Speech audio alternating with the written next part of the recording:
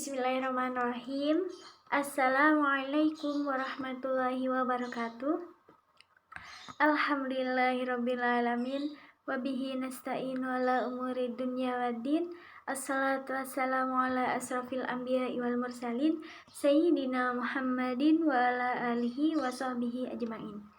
Yang saya hormati Ustadzah Aisyah Ajuri MPDI selaku dosen pengampu ilmu lughah Al-Arabi, dan tak lupa pula teman-teman BSA 1 yang saya banggakan. Di sini saya Alfiana Nuril Aini Rahman akan menjelaskan tentang kata.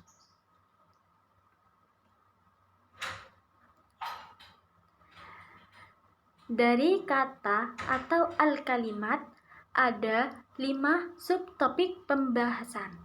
Yang pertama, definisi kata al-kalimat. Yang kedua, klasifikasi kata aqsamul kalimat.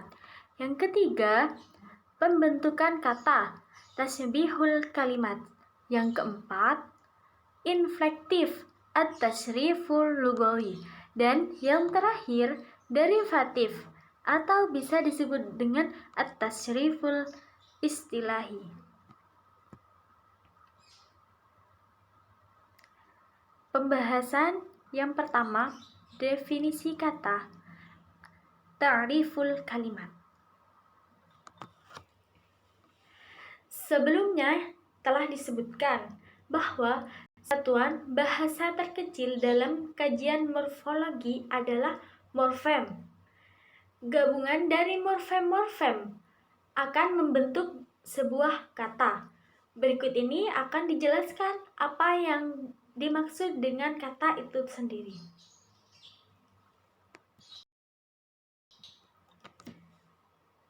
Yang dimaksud dengan kata adalah satuan bahasa yang dapat berdiri sendiri.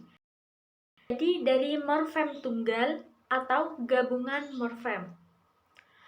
Morfem tunggal itu seperti pensil. Kalau gabungan morfem itu seperti contoh terbagi, yaitu gabungan dari ter dan bagi. Di dalam bahasa Arab, kata itu disebut dengan al-kalimat. Gabungan dari dua al-kalimat atau lebih disebut dengan al-jumlah. Dengan demikian, kata dalam bahasa Indonesia disebut al-kalimat, al-kalimah dalam bahasa Arabnya. Kalimat dalam bahasa Indonesia disebut al-jumlah, jumlah dalam bahasa Arabnya. Al-Jurjani menjelaskan al-jumlah adalah Bismillahirrahmanirrahim, ibaratun an murakkabin minal kalimataini usnidat ihdahuma ilal ukhra sawa'un afada zaidun qaimun awlam yufida ka qauluka in yukrimuni, yang artinya sebuah ungkapan yang tersusun dari dua kata. Kata yang satu diisnadkan kepada yang lain. Apakah sempurna seperti si Zaid berdiri, atau belum, seperti jika ia memuliakan saya. Jika al-jumlah itu sempurna disebut dengan al-kalam. Jika pada kalimat intahadaro akramaka, jika Anda datang, saya akan menghormatimu. Tapi jika al-jumlah atau kalimat itu belum sempurna disebut dengan al-kalim. Seperti kalimat intahadaro, jika Anda hadir. Jika Anda hadir ini kan belum tentu sempurna karena belum bisa dipahami.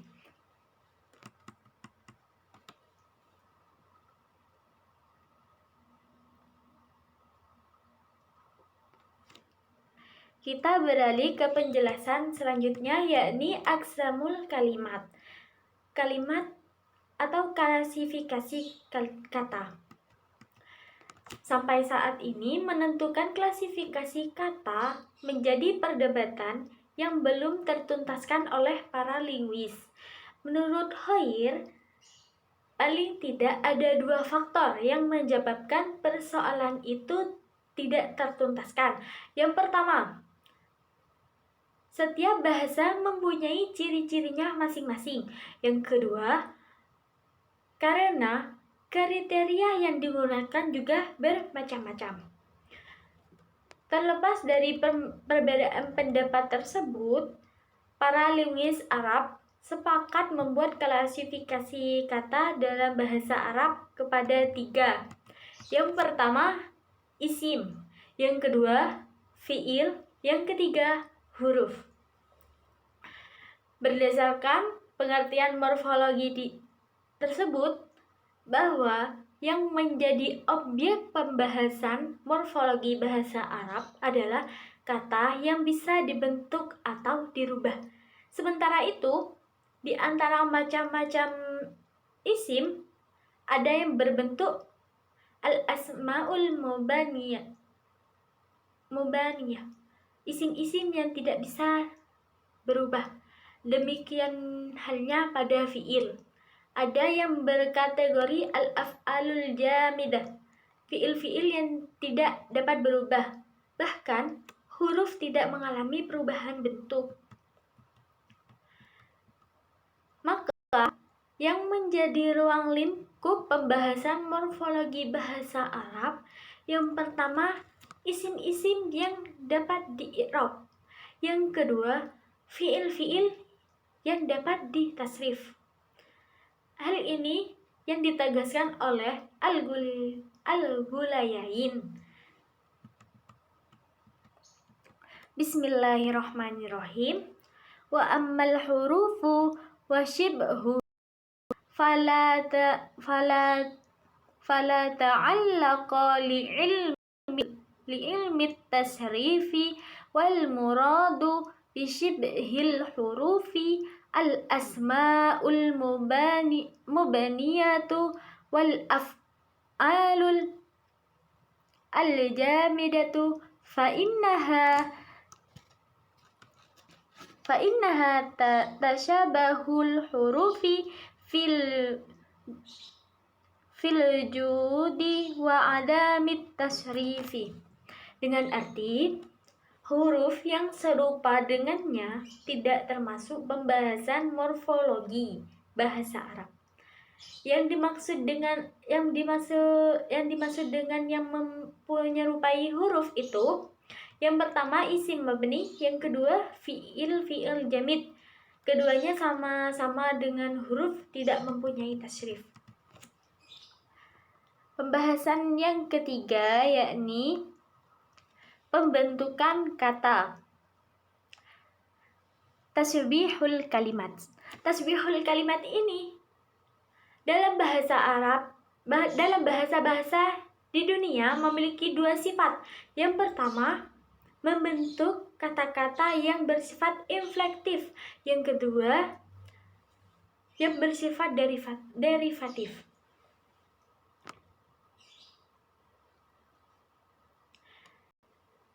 Pembahasan yang pertama, inflektif, bisa disebut juga dengan at-tasriful lughawi. Menurut Gerida Laksana, yang dimaksud dengan inflektif itu adalah unsur yang ditambahkan pada sebuah kata untuk menunjukkan suatu hubungan gramatikal. Seperti wawu yang ditambahkan pada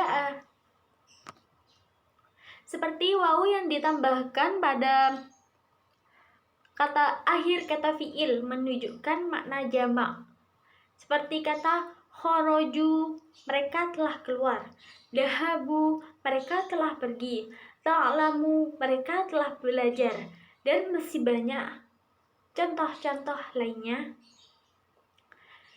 Di antara bahasa-bahasa yang memakai infleksi itu ada bahasa Arab, bahasa Indonesia, bahasa Inggris, bahasa Latin, bahasa Sanskerta, dan masih banyak bahasa-bahasa lainnya. Di dalam bahasa Arab, inflektif itu disebut dengan at-tasriful lughawi.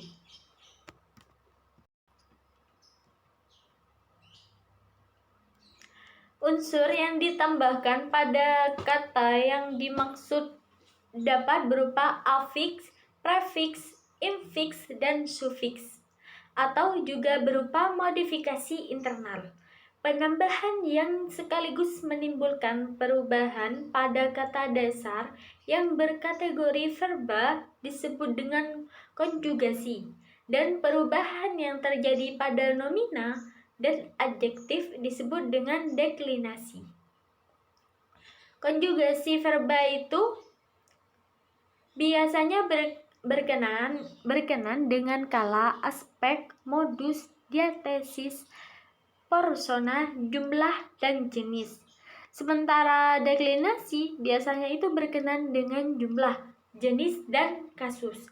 Berikut ini akan diberikan sebuah contoh konjugasi dalam bahasa Arab dari segi tansab.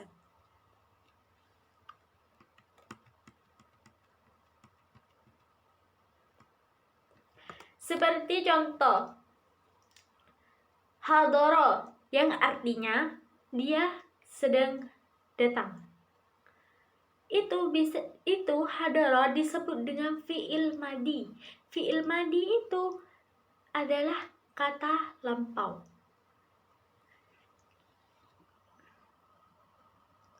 Yang kedua, yahdoru. Dia sedang datang.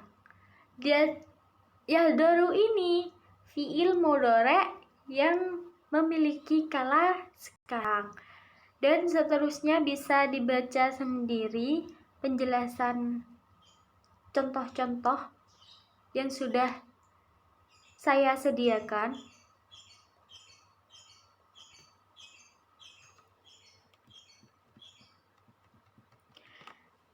Sedangkan untuk kala sekarang modus indikatif untuk persona yang berbeda berbentuk yahdoru itu akan menjadi seperti berikut. Saya akan baca 3 saja, selebihnya bisa membaca sendiri-sendiri. Ahdoro itu untuk orang satu atau tunggal, untuk laki-laki maupun perempuan.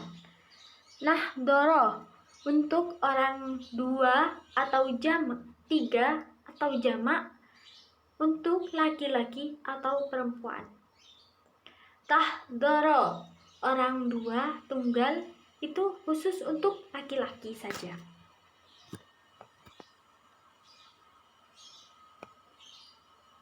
Dan masih banyak contoh-contoh lainnya yang bisa dibaca di slide ini.